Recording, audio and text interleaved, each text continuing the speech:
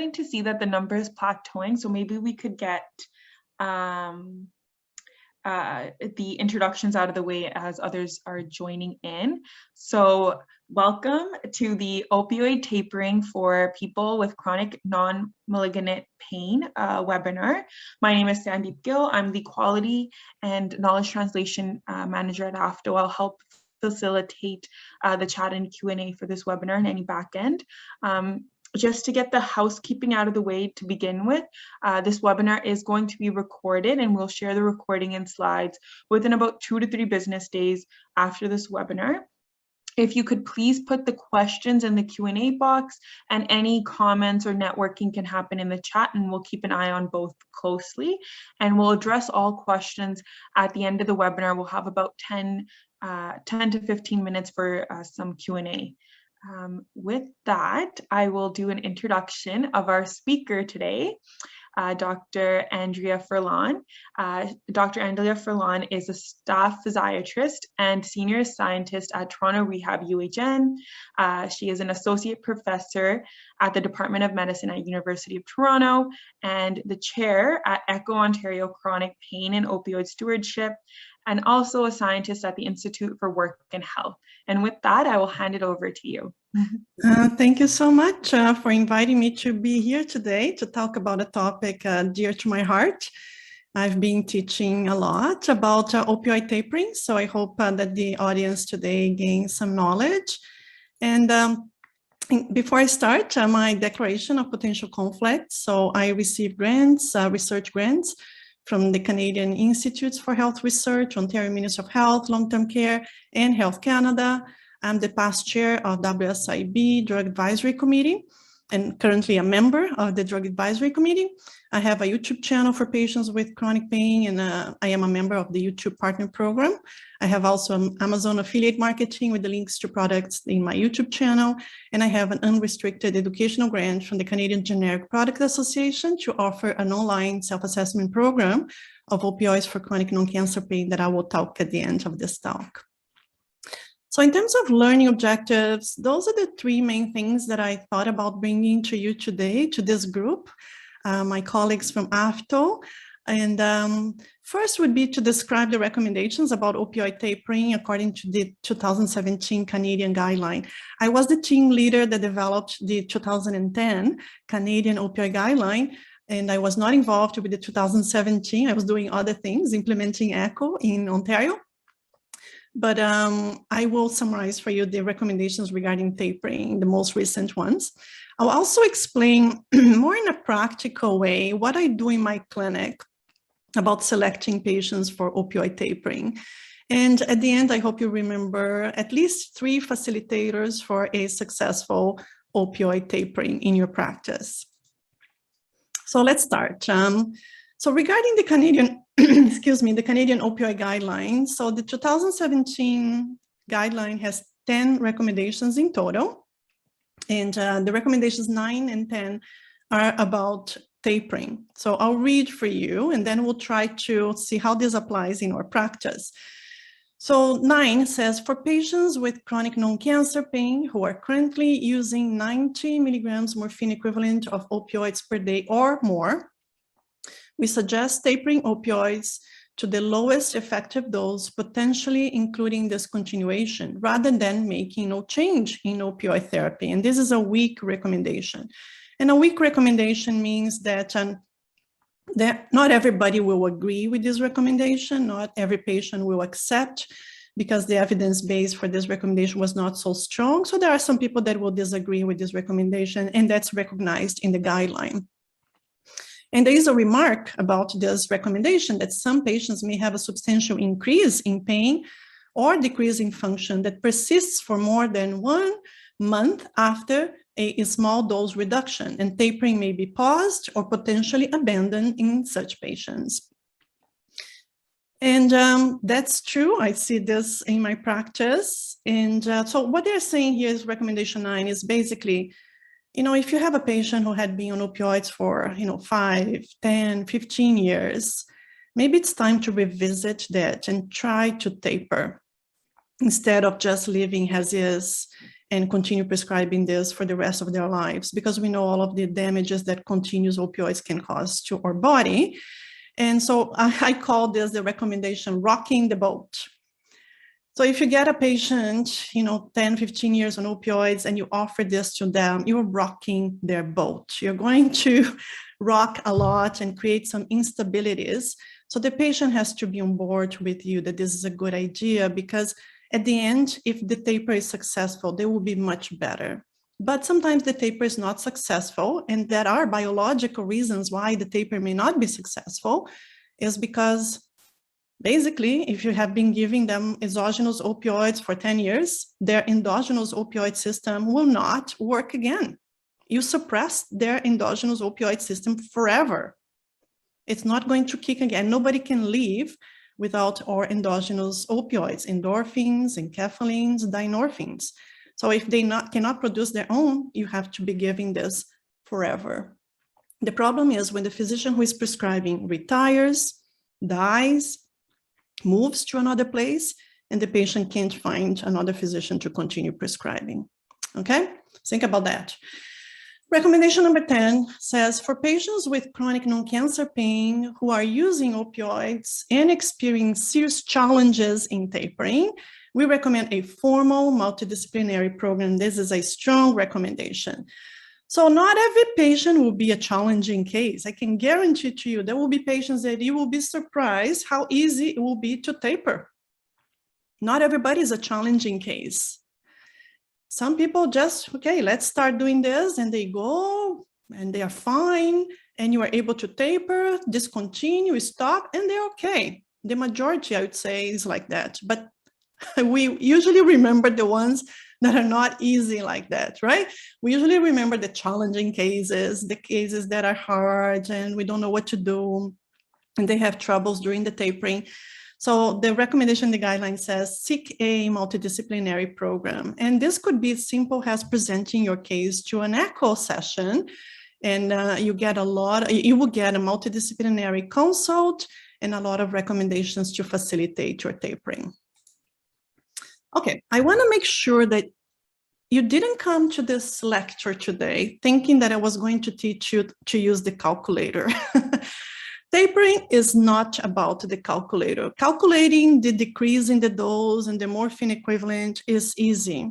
And there are tools that can teach you. You download the Center for Effective Practice, opioid tapering template.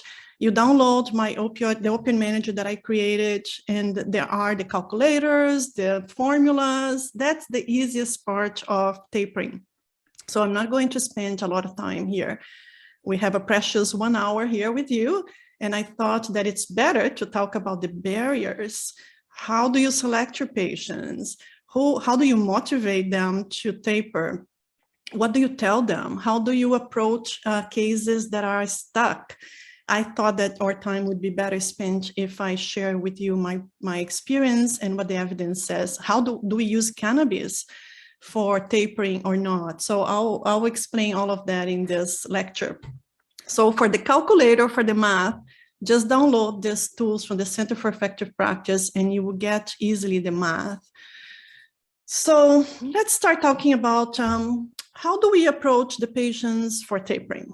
Okay, so you have a patient in front of you for whom you are prescribing opioids for their chronic non-cancer pain, and you are thinking, am I doing more harms or benefits? Is this opioid really helping them to achieve their goals? Is it, doing what was intended to do, which was to alleviate their pain, improve their function, and not causing any harm?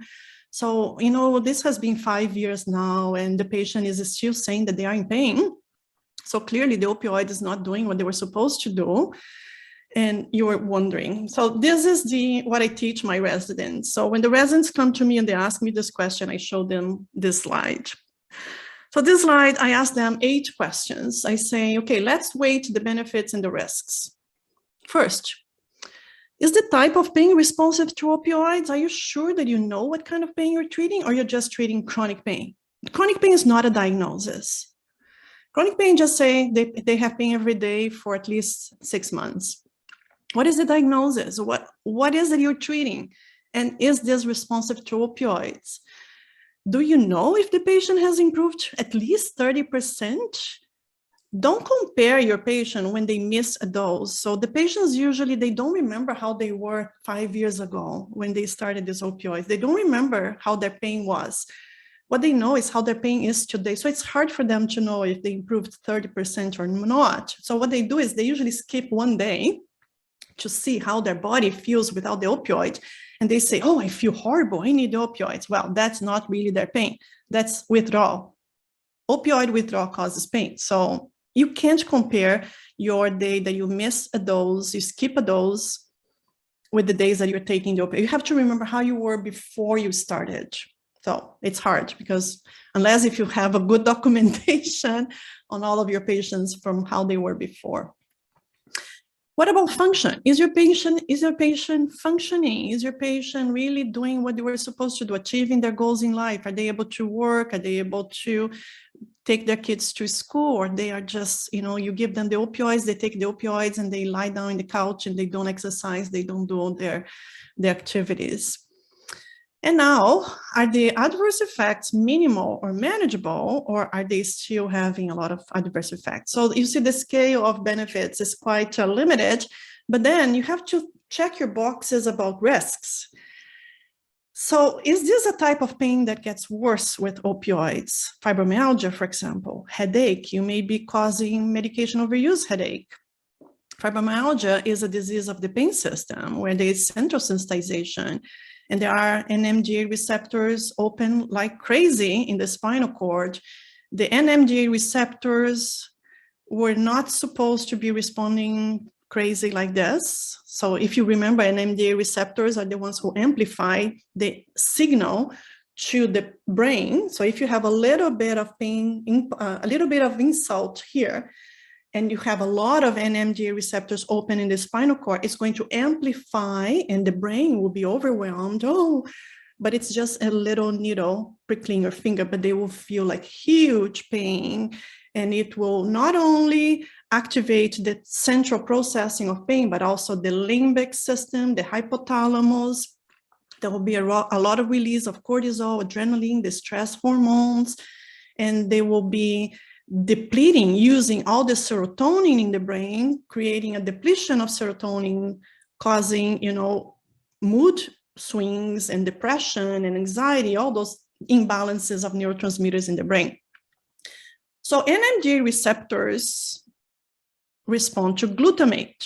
That's naturally, glutamate activates NMDA receptors in a normal person. But did you know that opioids activate NMDA receptors and opioids now are amplifying the pain? So that's what we call opioid-induced hyperalgesia, is the opioid amplifying the pain. And that's, if you give opioids to fibromyalgia, you're going to amplify the pain. So risks. Are you treating fibromyalgia with opioids? You're causing a risk here. You're increasing their pain. Are you causing medication overuse headaches? So think about this. So is your patient developing hyperalgesia, sleep apnea, immunosuppression? Morphine is excellent to cause immunosuppression. Are you giving morphine and then your patients are getting a lot of pneumonias, UTIs, and wound infections? Well, it's the morphine. It's impairing cell immunity. We know this. There is no question. Science shows that. Is your patient developing hypogonadism? Oh, but my patient, is not interested in sex, and that's not a problem. Well, it is, because if it's a woman, estrogens will be low and will cause a lot of osteoporosis. They need estrogen. If your patient is a male and they don't have testosterone, not only impotence is a serious side effect, but they will have testosterone is extremely important for maintaining the muscle function.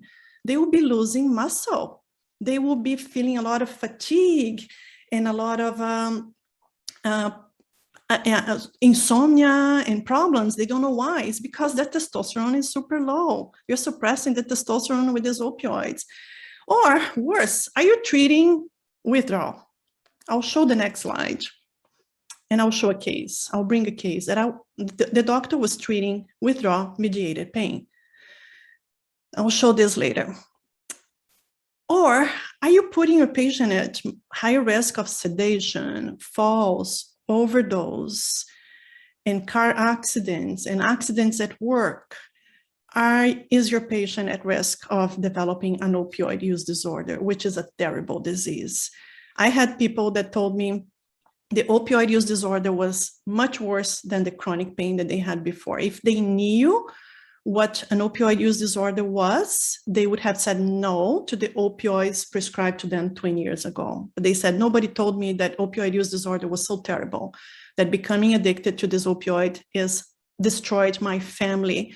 I would prefer to stay with my chronic pain. At least I would have kept my job, my family, my relationships, and my sanity. So this is what withdrawal-mediated pain is. And it's much more, you notice this more when the dose is high. So what happens is the dose of the opioid is super high. Let's say you're prescribing 120 milligrams morphine equivalent a day or 200 morphine equivalent a day. And there is this, even if you're prescribing control-release opioids, even with control-release opioids, there is a little bit of fluctuation after the dose.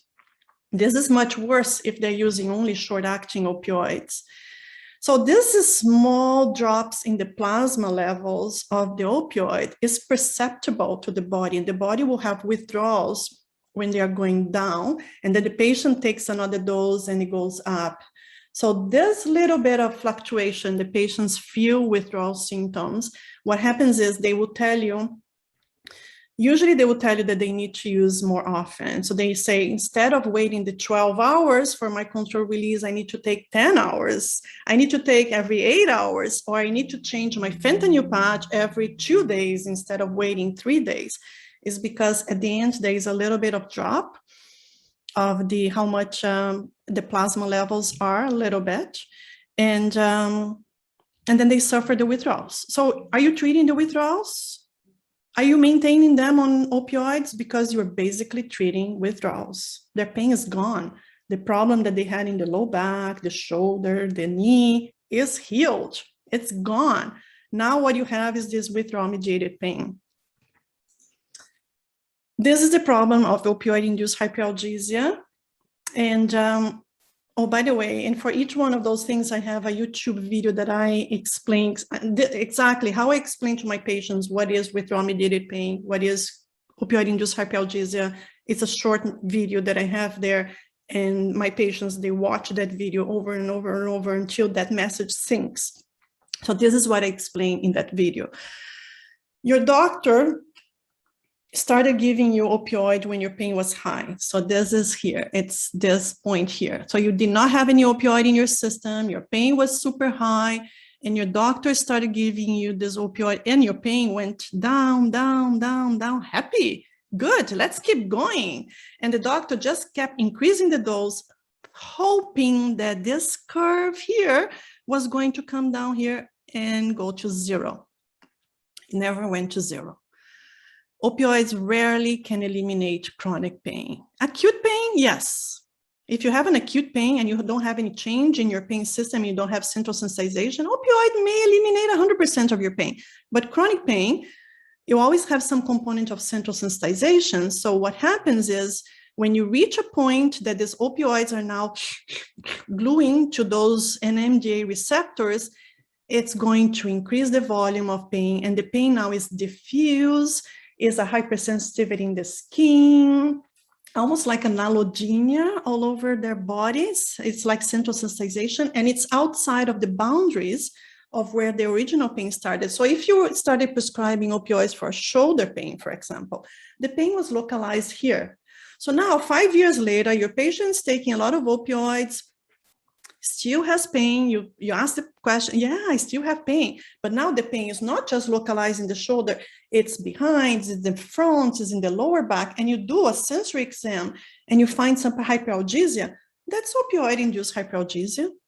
And if you reduce the opioid, so what I tell the patient is, let's taper the opioid, because I'm not thinking about we need to stop completely your opioid, but we need to find this optimal dose here. Where is this balance where your pain was not being aggravated by opioids so that the patient's buying? By the way, showing these two graphs, which these two pictures here are in the book that you can download. I'll put the link at the end.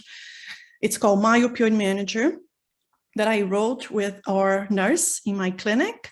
And we show those pictures. This one, the patients, they identify with this picture. They say, this is what I'm having. I'm treating my withdrawals. And when you show this picture to them, they say, yes, let's try to lower the dose and achieve that optimum dose, doctor, but can we do this slowly? I said, absolutely. It's going to take 1 month for each year that you were on opioids. So I had a patient that she was on fibromyalgia, 15 years on opioids. I said to her, it's going to take 15 months. Let's do this very slowly. Actually, it didn't, because she was so excited and she started tapering more. And in about 4 months, she was not getting any opioids. She did not only achieve the optimum dose, but she went to 0, and she was doing much better than when she was on a high dose of opioids before. Okay. So how do we select a patient? So you have a patient in front of you, here, sitting, and you are being prescribing opioids, and now you have those questions in your mind, and you say to the patient, you know, I just watched this lecture by Dr. Furlan, and she, you know, she's rocking my boat now. And she is making me think about, should we continue prescribing these opioids? So I think that the indication of opioids is not indicated for you anymore because your pain is healed. I probably am. So am I causing more harms to you than benefits? And am I putting you at risk? Or maybe the patients would like to try stopping opioids. So when I say patient selection, they fall into one of these 4 categories. Usually it's one of these 4 reasons why we taper opioids. It's either because the indication is not for it could be a headache, it could be a fibromyalgia, it could be a condition that already resolved, or I'm causing more harms, I'm putting my patient at risk of overdose, misuse, opioid use disorder, death, or it's because the patient in front of me is asking me. So it's one of those 4 reasons that we would initiate the conversation about opioid tapering. So I'll show you now a few cases. These are 3 cases. I changed the names and didn't put the pictures, but these are cases that we saw in our clinic. And I think this is going to illustrate some of the questions that you submitted when you registered to this webinar. You submitted your questions. I read all of them, and I will try to answer all of them in this webinar. And I think some of these cases will touch on your questions. So this is a 64-year-old male, married. He's on disability. He was 9 years on opioids because 9 years ago, he had a lymphoma. He was submitted to radiotherapy, chemotherapy. He's cured from his lymphoma. But the doctors at the time put him on opioids, and nobody ever asked him if he needed those opioids anymore. He was always complaining of pain in the back. His pain was 6 and 9 out of 10 in the neck and back. But he was not doing any exercises. Nobody ever told him that he needed to do exercises, that he needed to do other modalities for his pain, just prescribing opioids. And he was on fentanyl patch, 50 micrograms an hour, changing every 72 hours, and oxycodone, CR, 40 BID. And when we calculated, he was on 320. So above what the recommendation 9 of the guideline says, above the 90 milligrams of morphine equivalent. And he was complaining of this. He came to me because he had pain, neck and back, but he also had a lot of fatigue, low mood, no libido at all, and loss of muscle mass. So what do you suspect here? So look at those. Remember my previous slides. What do you think is happening here? So he's probably developing opioid-induced hyperalgesia and also hypogonadism, because 9 years on this high dose of opioids already suppressed all of his testosterone. Gone, done. I'll come back to this case later and I'll tell you what we did. Let me show you Joanna. So Joanna, 81, look at this, 81 years old, Okay, this is a real case. I got a consultation for this real case. It's not her real name. It's one of the cases that I cannot forget her, because when she came to me, she said, I don't want to, first of all, she did not want to see me. Her daughter found me, and her daughter insisted that she needs to see me. She refused. She said, no, I don't want to see Dr. Furlan. I don't want anyone to touch my opioids. Look at her morphine equivalent, 955. She was taking an enormous amount of hydromorphone CR 3 times a day, 18 milligrams in the morning, 18 milligrams in the afternoon, 27 milligrams in the evening. And she was taking 32 tablets a day of IR morphine, hydromorphone, 4 milligrams tablets. We calculated the morphine equivalent was 955. She didn't want to see me because she was afraid of touching these opioids. She loved the doctor, the rheumatologist that was prescribing this opioid to her. She said that she knew this doctor for so many years, and she was afraid of the rheumatologist being in trouble because what I could find.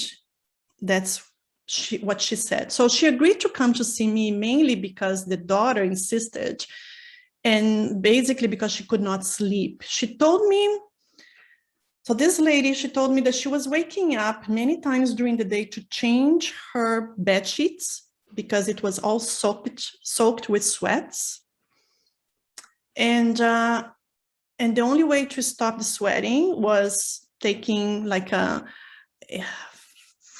6 or 8 tablets of the IR hydromorphone, and then she could go to sleep again. So every 3 hours, she had to wake up and change all of her clothes, pajamas and everything, because she was sweating.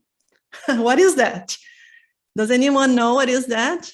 That's withdrawals. Remember what I told you in that graph? When you are in a high dose of opioids, your body senses the withdrawals much more. So the doctor who was prescribing her opioids, instead of saying, let's lower the dose, because this is withdrawal-mediated pain or withdrawal-mediated sweats, gave her clonidine to an 81-year-old lady. So when I showed that graph to this patient, the graph with the seesaw thing, she said, that's me. I'm waking up in the middle of the night because I'm sweating and this is withdrawals. She said, that's me. And then she agreed to taper. She said, but don't tell my doctor. So I have to tell her because she's prescribing you this opioid. So I had to tell the doctor, and I'll tell you at the end of this talk what happened to Joanna. So I showed her this graph, and she agreed to taper. Lucy, I will never forget Lucy. She's a 47-year-old, married. I think she's a single mom. No, she's married. Yeah, she's married. Now she's divorced. She was married at that time. 2 children, working full-time, missing work frequently. She has spondylolisthesis, L5S1, lumbar spinal stenosis, degenerative disc disease. She had tried everything, and she said, nothing helps, just the opioid. The family doctor was prescribing her 100 tablets of oxycodone, 5 milligrams per month. And she said, oh, that's all that the family doctor prescribes to me. He never prescribes more than 100. So I have to buy extra because those 100 tablets last me 10 days. So I have to buy extra supplements from, illicit places because the doctor doesn't give me more than 100. So I said, okay, so what is that you're buying in the street? I need to calculate your morphine equivalent. I don't know. I just buy from some friends. And I said, oh. So I had no idea what was her morphine equivalent. She was also smoking marijuana to relax. I'll tell you what happened to those 3 cases at the end of this presentation. So I stayed to the end. So we made the diagnosis for Lucy of a mild opioid use disorder. Okay. Barriers to opioid tapering. I find that healthcare professionals, we have a lot of barriers ourselves, and not just the patients. So the healthcare professionals, when I teach them about tapering, they say, well, why should I taper? I think the patient is stable. Why should I rock the boat? Everything's okay. Or they say, I don't have the skills. I don't know how to do it. I am not sure if I can do it. I cannot say no to my patients. Well, think about this. If you started opioids, if you prescribe opioids, you should be more afraid because you are increasing the dose. So if you are competent to give someone opioids, you should be competent to taper them off of the opioids. We should not learn how to drive a car just by, you don't teach your son, your daughter to drive a car and just shows them the gas pedal. You have to show where the brake pedal is. You don't start something if you don't know how to stop. Doesn't make sense, but I hear this a lot.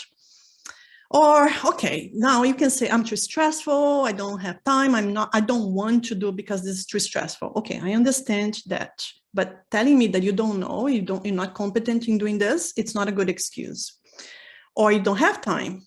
Okay, so get some help. I know it takes only 5 minutes to say yes and give them a prescription, and it takes 30 minutes to say, no, I'm not going to prescribe this to you anymore. We are going to taper. So book longer appointments. Other excuses that I hear, it's not my fault, I didn't start these patients on opioids, so I just keep prescribing. Well, what happens to your patients if you get sick or if you die or you retire or you move? Who is going to prescribe this to these patients? Did you think about that? Now, the patients' barriers, the main one is they're really afraid of their pain getting worse, and it can get worse, really, it can get worse. So it's a real fear. They have fear of the withdrawal symptoms. They know what is the withdrawal symptoms, and they are horrible. They think they're going to die. They are very uncomfortable, especially if they had been on these opioids for a long time, because remember, you had been suppressing their endogenous opioids production for so many years, and now you expect that if you stop, the endogenous opioids will just by magic kick in and start functioning.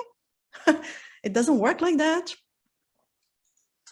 They have fear of dying. And we know in the United States, there had been some patients that were tapered inappropriately and very abruptly by doctors who did not know what they were doing, and they committed suicide. So some people like the effects of the opioids. They don't want to taper because they are getting some drug-liking effects. They get some euphoria, better mood, more energy, better sleep. Or some people are making money. I think this would be a rare situation, but some people are selling their opioids or making friends, so they don't want to lose that. Or they developed a opioid use disorder. What are the signs of opioid withdrawal? Pain is one of them. So we know if they go on withdrawals, they're going to have pain, headaches, muscle aches, joint aches, abdominal cramps. It's horrible. They will not be able to sleep. They will be having the sweats, chills. It's like the worst flu that they got in their life. They will have a lot of GI symptoms, diarrhea, nausea, vomiting, and you can observe their goosebumps, irritability, psychomotor agitation. It's not nice. We can do a lot to avoid these withdrawals. The problem is that these withdrawals can last weeks, months, or years. Yeah. We don't recommend people to start tapering during pregnancy because if you start lowering the dose too much, it may provoke some uterine contractions, and that could cause a miscarriage or premature labor. If you want to do this, if you really need to do, because we know opioids during pregnancy are not safe to the newborn will be born with a neonatal abstinence syndrome. So do a very slow taper, or switch them to methadone. That's safer for the fetus than the other opioids. Also, don't taper someone who has an unstable coronary artery disease, because they can go in vasoconstriction and have a myocardial infarct. And also if they're having any unstable mental health disorder, like if they are suicidal, extreme anxiety or severe depression, that's not a good time to start the opioid tapering. How do we manage withdrawals? So there are a lot of non-pharmacological and pharmacological things that we can do. I'll show you, I'll just tell you a story of a patient that I had. And we told her, you know, when you're lowering the dose, we asked her to decrease the dose, you know, from 12 Percocets a day to 11 Percocets a day. And then she told us she was craving for that last pill. And we told her, what do you like to do? She said, I don't have pets, but I love watching dogs in the, you know, the leash-free parks. And we told her, okay, so when you skip that dose of Percocet, why don't you go to the park and watch the dogs there until the Percocet goes away? She did that every day. She came back to us and she said she was able to almost eliminate all Percocets, because every time she went on a dose reduction of the Percocets, she was having that cravings.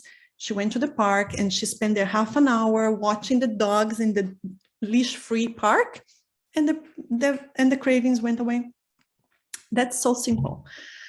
So a lot of education, reassurance, ongoing support, involve the pharmacist if possible in your team. You're probably all in a family health team. You are so privileged that you have a team around you. Involve the pharmacist, the nurse.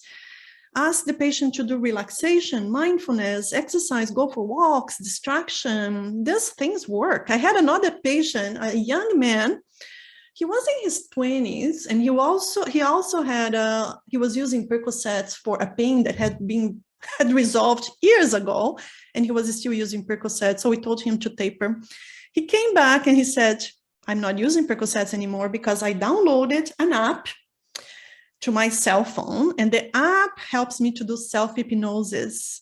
So with the self-hypnosis, he was able to stop using. And pharmacological, we can use melatonin for insomnia, muscle relaxants for aches and sleep problems, clonidine, NSAIDs, acetaminophen, loperamide for diarrhea, scopolamine for abdominal pain, sweats, and gabapentin, nabilone for nausea and vomiting.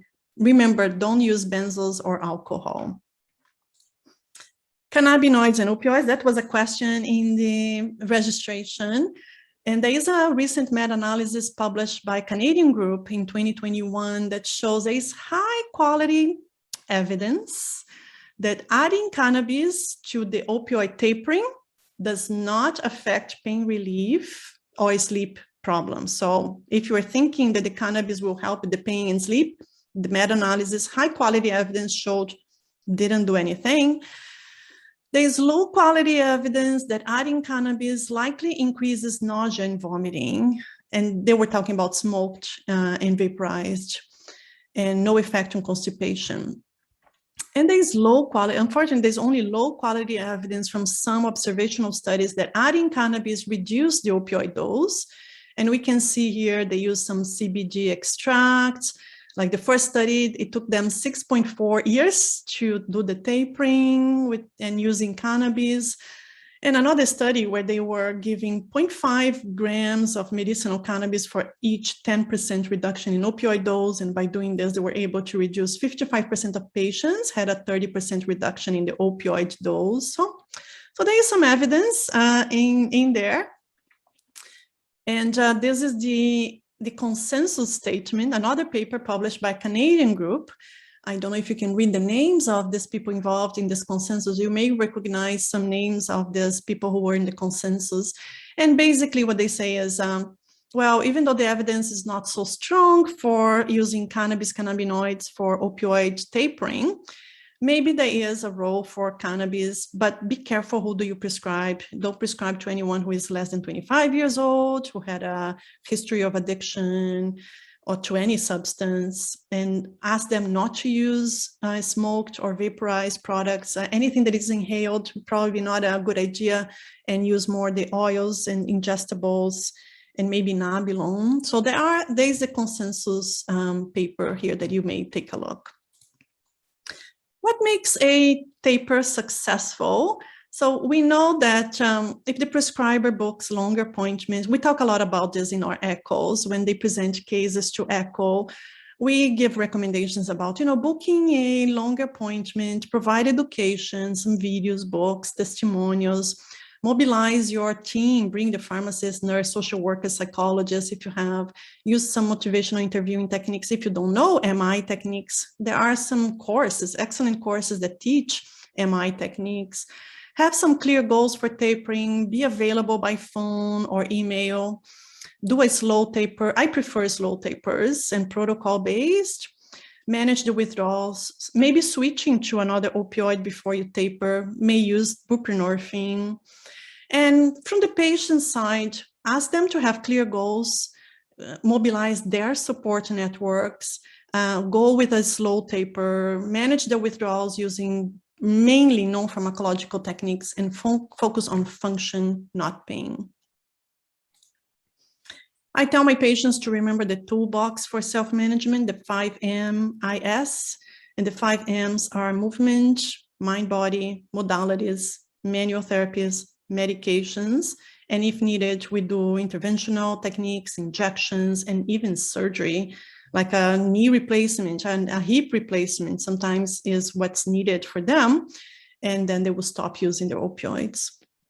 So in terms of resources for patients, like I started recording myself in this room here. So I use my iPhone 7 in this room here, and I record myself what I teach my patients, and I put this on YouTube so you can ask your patients to watch some of those videos. I have videos of exercise. I tell them, okay, these are the exercises that I want you to do. So I do demonstration of the exercises in those videos for them.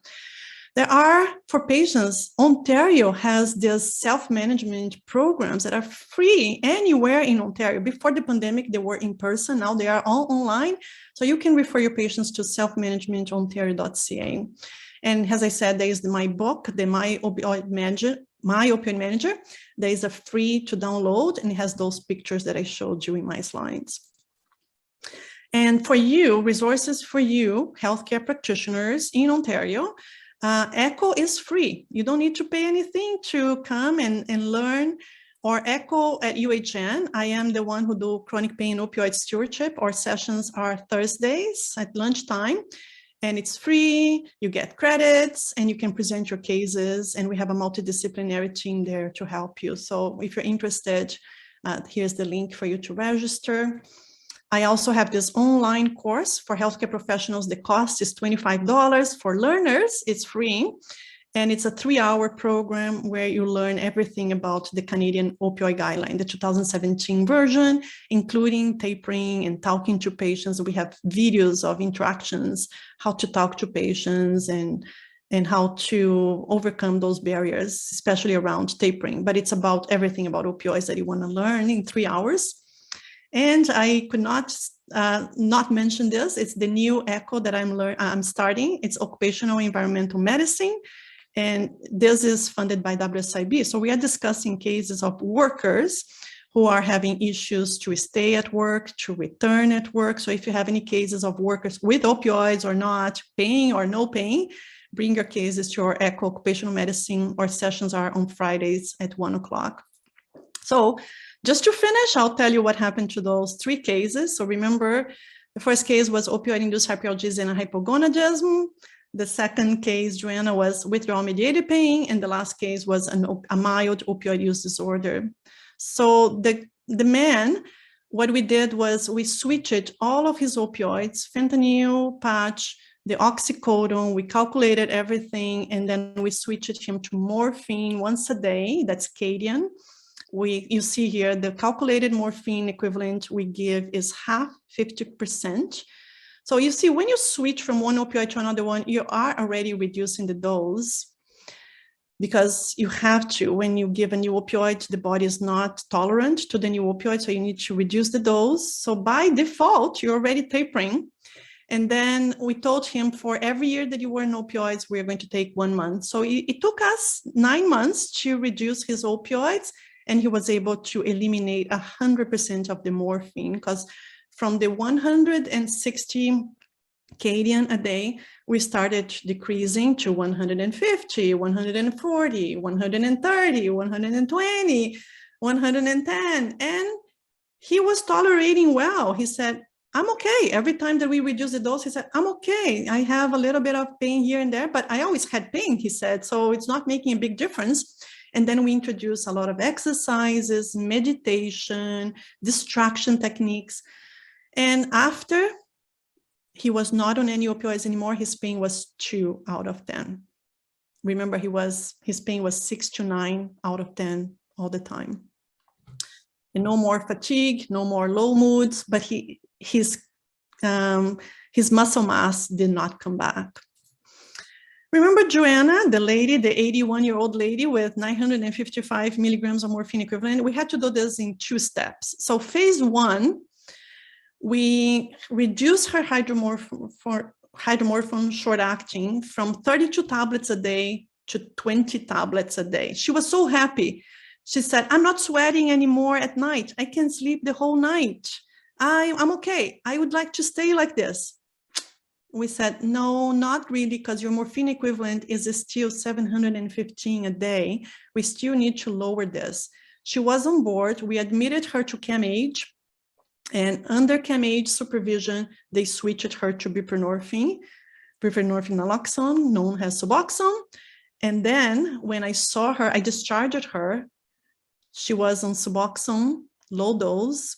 She came to me and she hugged me. And she brought me, the biggest smile that she could bring. She said, Dr. Furlan, I didn't believe you in the beginning, but I'm feeling so much better now. I can sleep, and my friends told me that I am a different person. And her husband came with her. He said, yes, I got my wife back, because before she was just in the couch, didn't want to do anything with me, didn't want to go out for walks or restaurants, and now she's alive. And she said to me, if you ever have a patient like me that is reluctant to reduce opioids, give my telephone number. I'll be happy to talk to them on the phone and convince them that they had to taper. Lucy, we ended up, remember, she was the mild opioid use disorder, buying from the streets, buying from illicit drugs. We were able to help her by switching her to Butrans patch. Amazing results by switching to Butrans patch, buprenorphine patch. She was a different person. She was not buying anything else from the streets. She was happy. It helped her pain, but it was too expensive. She couldn't afford. And then last time that I saw her, she was back. She stopped using the Butrans patch. Oh, we tried to put her on Suboxone, but she didn't tolerate because the dose was so too high. So she's back on buying from the streets, unfortunately. So this is my team. Without them, I could not do this. Thank you very much. And I think if we have time, Sandeep, to answer questions, I'll be happy to entertain some questions. So I'll stop sharing my slides.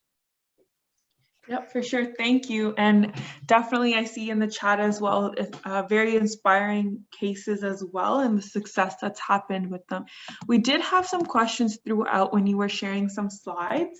But if folks have any questions now after they've kind of heard the whole presentation, you can put them into the Q&A, and maybe I could just go through some of the ones that came through the chat.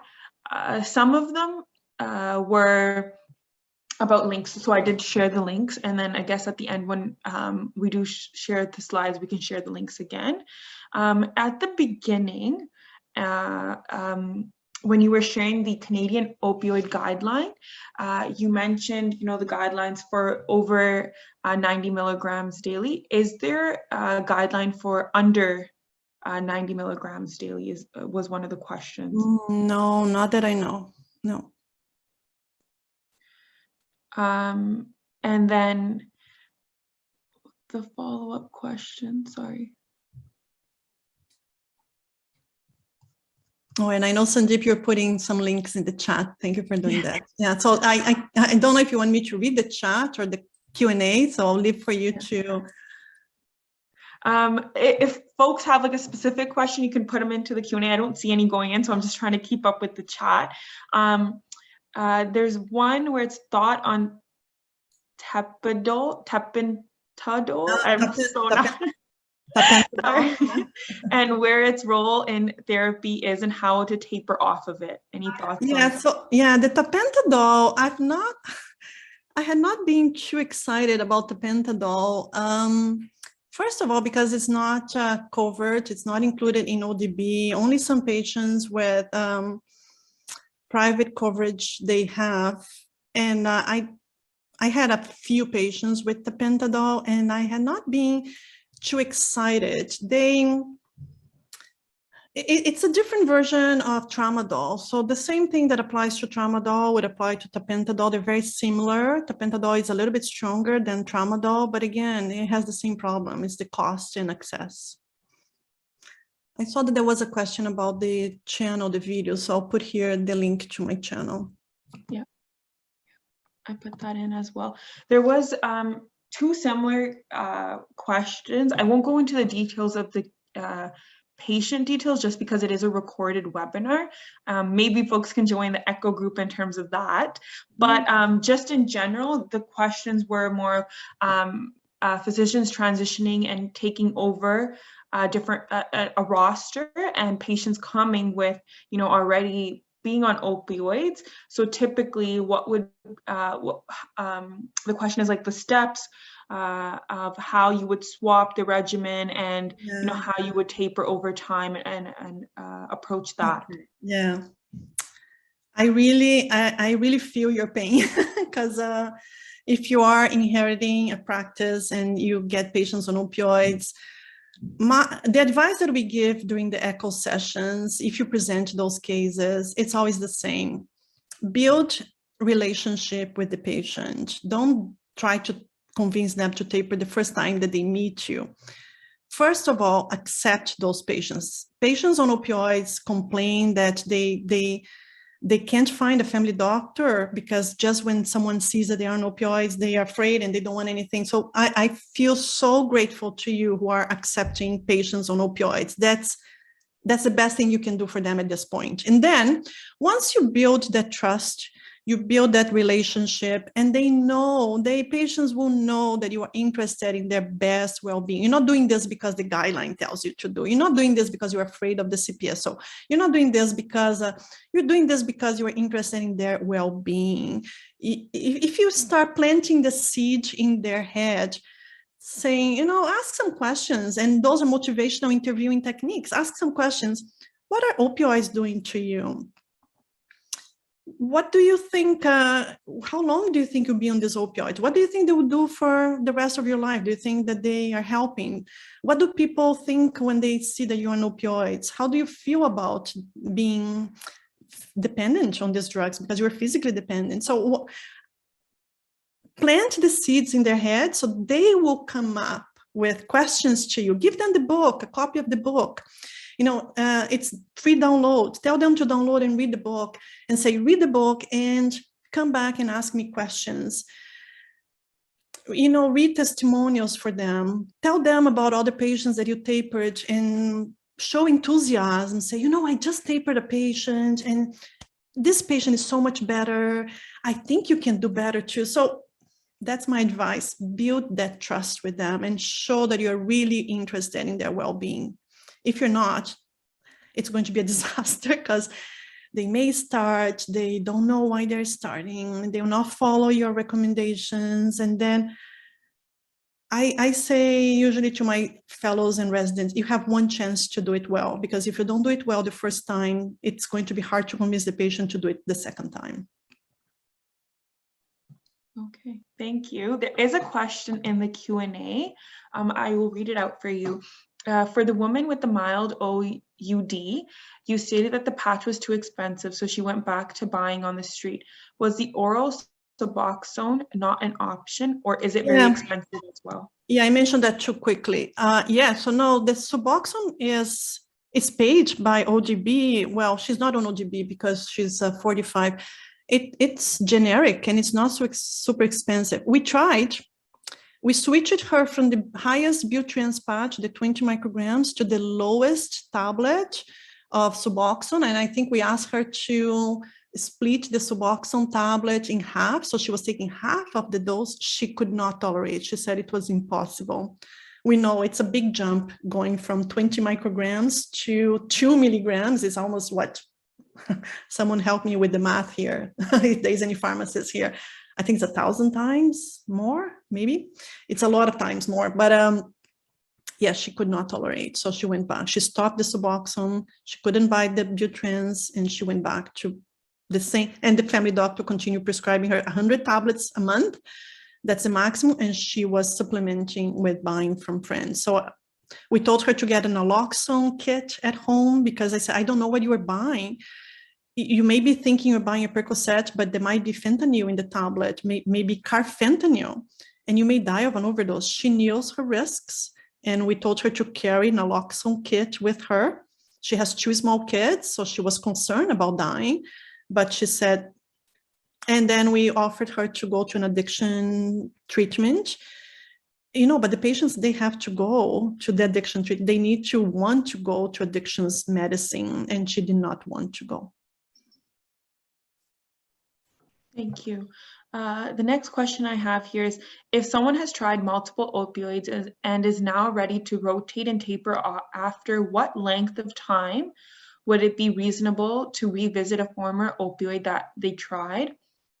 For example, on hydromorphone, and I would like to return to morphine to a trial, a taper. Yeah, it's okay.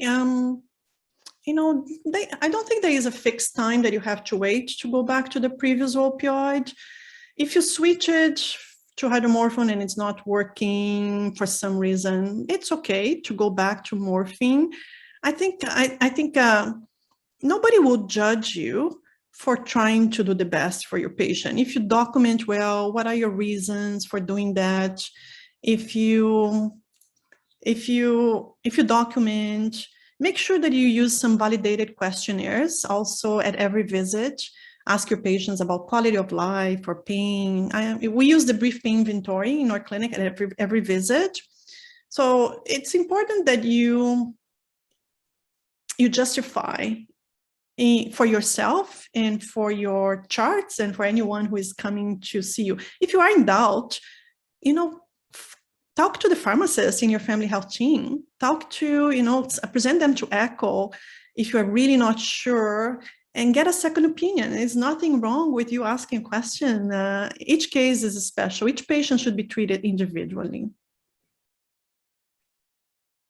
And then I have another question here is, I have a patient who insists previous tapers of opioids were more difficult from long-acting versus short-acting.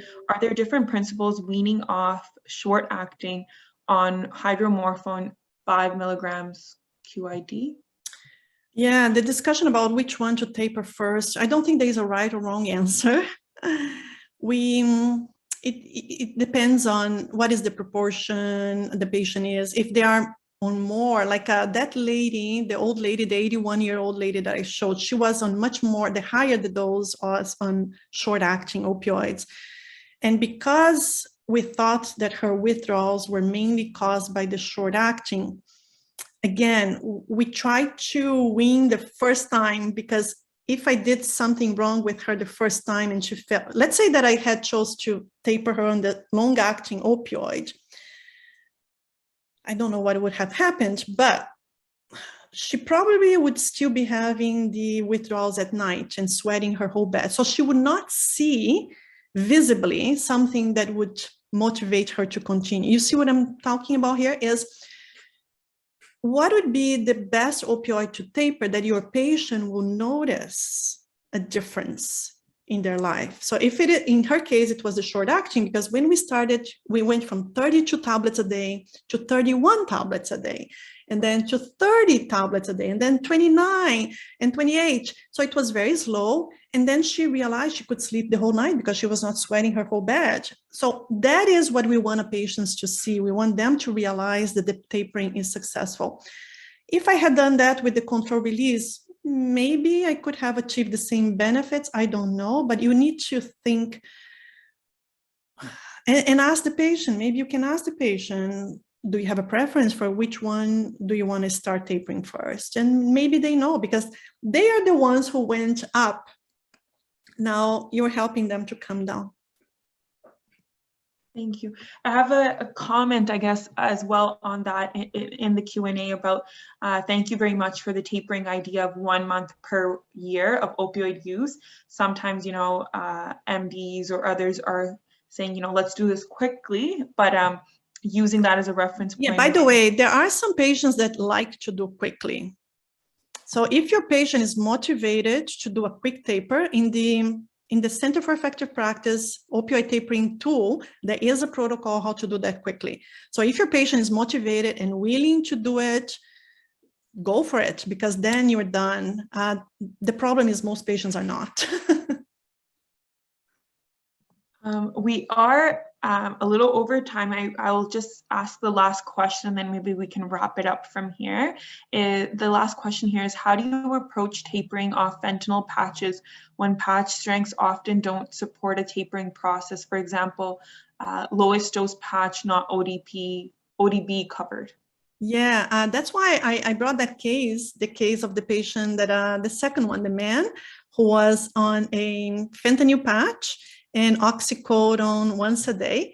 And what we do in my clinic, it's usually we switch everything to an oral opioid. That's what we did. We switched his fentanyl patch and oxycodone, everything. We calculated the morphine equivalent, switched everything to morphine, I think, or hydromorphone. I think it was morphine. And when you do this, you're already tapering a little bit because you have to give a discount. And then we switch. I love tapering on Cadian. Actually, it's easy. Because Cadian, they have so many different tablets, so you can, you know, calculate and taper easily. And I have a lot of successes tapering patients on Cadian, which is a once a day morphine tablet.